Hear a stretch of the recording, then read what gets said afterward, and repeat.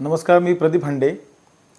खरं तर आज एक आनंदाची बातमी तालुक्याला नव्हे तर संबंध महाराष्ट्राला आपण एक न्याय देण्याच्या भूमिकेतून शासन दरबारी पाठपुरावा करून असंघटित कामगारांसाठी जी सेंट्रल गव्हर्नमेंटची जी काही योजना आहे ESIC योजना, त्या माध्यमातून शालेय खाजगी शालेय कर्मचारी आणि वैद्यकीय कर्मचारी, वैद्यकीय संस्था ह्या यापासून वंचित होत्या आणि गेले 10 वर्ष केंद्र शासनाचा आदेश असताना देखील जवळजवळ 2015 पासून ते आत्तापर्यंत ह्या योजनेचा लाभ खऱ्या अर्थानं या वंचित घटकाला मिळत नव्हता.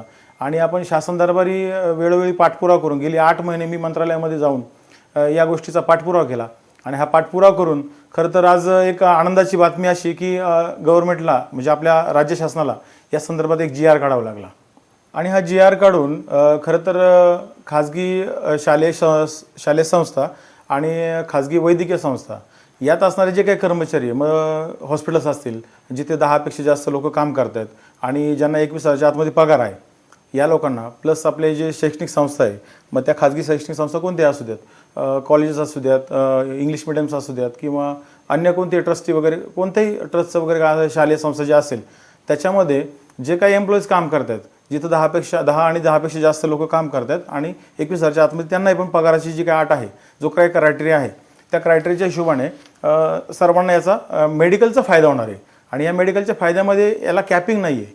म्हणजे मी ज्यावेळेस डेप्युटी डायरेक्टर जे ESIC विभागाचे पुणे ते जे अधिकारी बसतात त्यांच्याशी माझा ज्यावेळेस संवाद झाला, तर त्यावेळेस असं त्यांनी मला प्रकर्षाने जाणीव करून दिली की साहेब, तुम्ही जे काय काम करताय या कामाची व्याप्ती फार मोठी आहे आणि उलट तुम्ही याच्यात जर दखल घेऊन काम करताय तर अतिशय चांगलं आणि एक सोनेरी क्षण या संबंध असंघटित कामगारांच्या जीवनामध्ये झाल्याशिवाय राहणार नाही.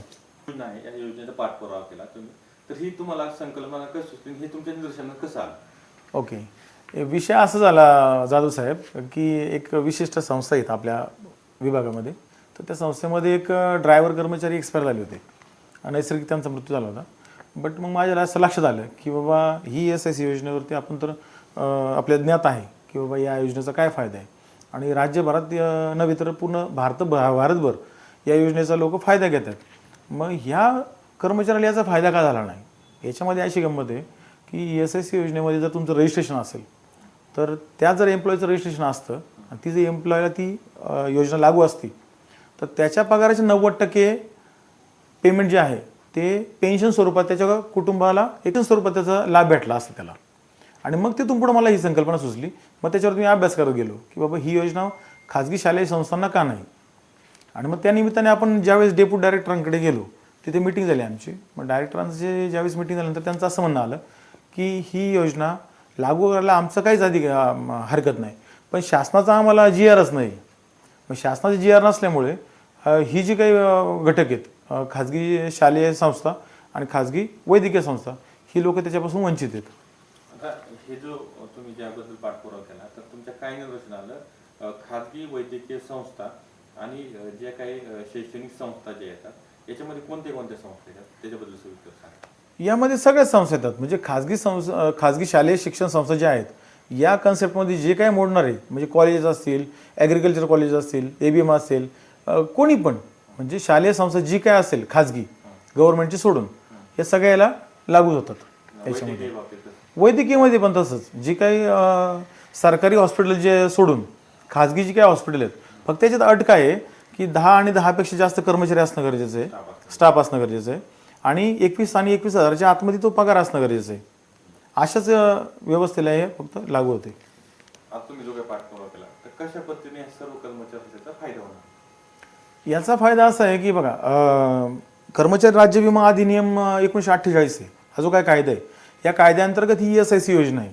आणि डेफिनेटली याचा 100% जे काही एम्प्लॉई याला लाभार्थी राहतील त्यांना 100% भेटणार याचा फायदा.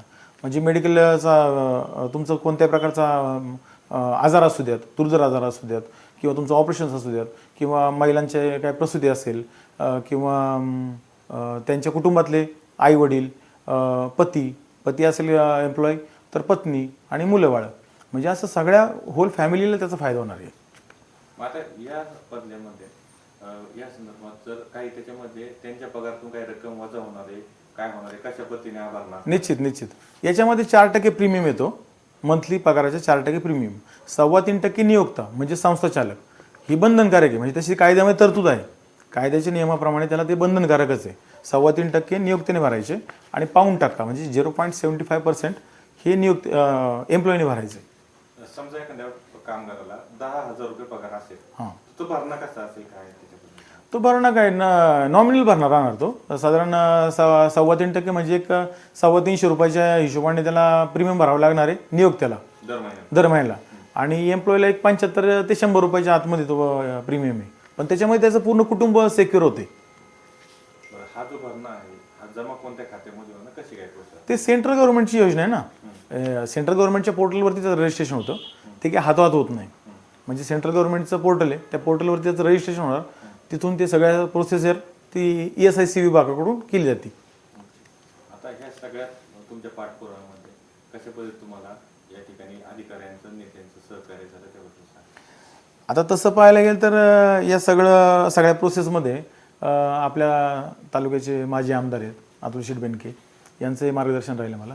आणि आमचे सहकारी मित्र आहेत अजयजी डोंबरे आहेत, अजयजी मोरे आहेत, ज्यांनी मला आपले आरोग्यमंत्री आहेत त्यांचे जे काही पी आहेत त्यांच्यापर्यंत पोहोचवण्यासाठी काही फुलाची पाकळी म्हणा किंवा बाबा एक खारीचा वाटा म्हणून त्यांनी मला त्याच्यामध्ये योगदान दिलेलं आहे. त्यांचाही मी नामोल्लेख करण्यासाठी इथं सदैव तत्पर राहील. आणि विशेष करून खरं मार्गदर्शन जे झालं ज्यावेळेस मी फेब्रुवारीमध्ये मी अजितदादांकडे गेलो, त्याचं माझ्याकडे पत्र आहे. अजितदादांकडे मी ज्यावेळेस गेलो ना त्यावेळेस त्यांनी पण मला मोलाचं मार्गदर्शन केलं आणि शुभेच्छाही दिल्या या कामासंदर्भात. आणि आता मला त्यांनी बोलवणं पण केलेलं आहे. मी आता येत्या काळात त्यांची गाठ घ्यायला जाणार आहे. त्या संस्था चालकाने जर तो प्रीमियम भरला नाही, बरोबर, त्या वेबसाईटला जाऊन रजिस्ट्रेशन जर केलं नाही, तर संस्था चालकावर काही कारवाई आहे का? निश्चितच. आणि याबाबत तक्रार कुठं करायची त्याबद्दल सांगा. विषय असा आहे की कर्मचारी राज्य विमा अधिनियम जो कायदा आहे 1948चा, या कायद्याअंतर्गत तुम्हाला बंधनकारक आहे. म्हणजे सेंट्रल गव्हर्नमेंटची योजना ही. आणि या योजनेअंतर्गत जर समजा एखाद्या एम्प्लॉईचं रजिस्ट्रेशन झालं आणि तो जर आजारी पडला आणि त्याच्या सर्टिफिकेटच्या अंतर्गत त्याला कामावरून सुद्धा काढण्याचा अधिकार नाही संस्थेला, बरोबर. आणि कायद्याअंतर्गत कलम 84, कलम 85, कलम 85 85 ब ते ग, 85 85 ब, 85 क आणि कलम 86 अशी याची कलम आहेत. त्या कलमांतर्गत योग्य ती कारवाई सुद्धा होऊ शकते त्या संस्थेवरती आणि संस्था चालकांवरती. त्याच्यामुळे हे बंधनकारक आहे आणि हा फार मोठा बेनिफिट येत्या काळात एम्प्लॉईला होणार आहे. सगळं झालं. मात्र आता योजनेसंदर्भात सांगितलं, मात्र याबाबत काही कर्मचाऱ्यांना अधिक माहिती पाहिजे असेल तर त्यांनी कशा पद्धतीने याचा पाठपुरावा केला पाहिजे आणि काही अडचण आली तर काही कुणाशी संपर्क केला पाहिजे, काय सांगा? या संदर्भात अमोल भाऊ विषय असा आहे की ESIC योजना जी आहे ती सेंट्रल गव्हर्नमेंटने राबवलेली योजना आहे. आणि या संदर्भात स्पेशल त्यांचं डिपार्टमेंट आहे. BPवाडी येथे ESIC विभागाचं ऑफिस आहे. त्या माध्यमातून आपण ऑनलाईन तिथे सगळी माहिती घेऊन ते ॲक्च्युली संस्था चालकांचीच ती जबाबदारी आहे. आणि तिथे तुम्हाला सफिशियंटली सगळ्या गोष्टीची माहिती तुम्हाला भेटली जाईल. आणि त्या पोर्टलवरती जाऊन तुमचं रजिस्ट्रेशन करणं असेल किंवा तिथं तुमचं प्रीमियम भरणं असेल किंवा त्या संदर्भातली माहिती असेल, तुम्हाला योग्य ती माहिती तिथे ऑफिसला जाऊन मिळू शकते. आणि याही उपर समजा जर काय अडचण आली तर मी प्रदीप हांडे ही योजनाच राबवण्यासाठी आपण शासन दरबारी जो काही GR काढला आहे त्या संदर्भात आपण खूप सारी मेहनत घेतली आहे. जवळजवळ पदरच्या खिशातले पैसे घालून आपण हे सगळ्या गोष्टी केलेल्या आहेत. तर तुम्हालाही काय अडचण आली तर मी स्वतः याबाबत तुम्हाला मार्गदर्शन नक्कीच राहील माझं. आणि माझा नंबर देतो तुम्हाला 8378 0102 79 हा माझा नंबर आहे पर्सनल. तुम्हाला जर काय वाटलं तर तुम्ही मला कॉल करू शकता. नंबर असतो तुमच्याकडे. जर तुम्हाला याही उपर काय आवश्यकता वाटली शासनाच्या विरहित तर माझा नंबर आहे 8378 0102 79 हा माझा नंबर आहे. नमस्कार. या योजनेचा जो काही फायदा आहे हा फार मोठ्या प्रमाणात होणार आहे एम्प्लॉयसाठी. आणि ह्या खाजगी शैक्षणिक क्षेत्रात जर तुम्ही जर पाहिलं तर तुटपुंज्या पगारामध्ये आज एम्प्लॉय काम करत आहेत. 15-20 हजार रुपयामध्ये काहीच होत नाही आता. म्हणजे जर सर्वसामान्य कुटुंबाची जर व्यथा पाहिली तर आज महिन्याचा खर्च जवळजवळ 20,000 रुपये. आणि आरोग्याचा जर त्याच्यात प्रश्न टाकला तर तो आरोग्याचा प्रश्न हा कोणालाच पेलवत नाही अशी वस्तुस्थिती. आणि ह्या योजनेअंतर्गत जर त्याचं रजिस्ट्रेशन झालं तर त्या रजिस्ट्रेशनच्या माध्यमातून याला कॅपिंग नसणार आहे. सेंट्रल गव्हर्नमेंटची योजना आहे. सेंट्रल गव्हर्नमेंट याला तुम्हाला सगळ्या गोष्टीची फॅसिलिटी देते. आणि फॅसिलिटी देत असताना याला कोणत्याही प्रकारचे असे बंधन नाहीत की बाबा तुम्हाला 5 लाखापर्यंतच फक्त वैद्यकीय सुविधा भेटणार किंवा 10 लाखापर्यंत भेटणार. ज्यावेळेस आम्ही डेप्युटी डायरेक्टर जे पुण्यात ESICचे जे काय अधिकारी आहेत त्यांच्याशी आम्ही ज्यावेळेस संवाद साधला त्यावेळेस असं निदर्शनास आलं की त्या एका रुग्णावरती संबंधित विभागाने जवळजवळ 2.5 कोटी रुपये खर्च केला. म्हणजे 18-18, 20-20 लाख रुपयाची इंजेक्शन्स त्यांनी आयात केलेली आहेत परदेशातून. अशा प्रकारचे एक फार मोठं मोलाचं काम यामध्ये आपण करून ठेवलं आहे आणि याचा बेनिफिट निश्चितच येणाऱ्या काळात महाराष्ट्रातल्या जवळजवळ 50 लाख लोकांना याचं झाल्याशिवाय राहणार नाही.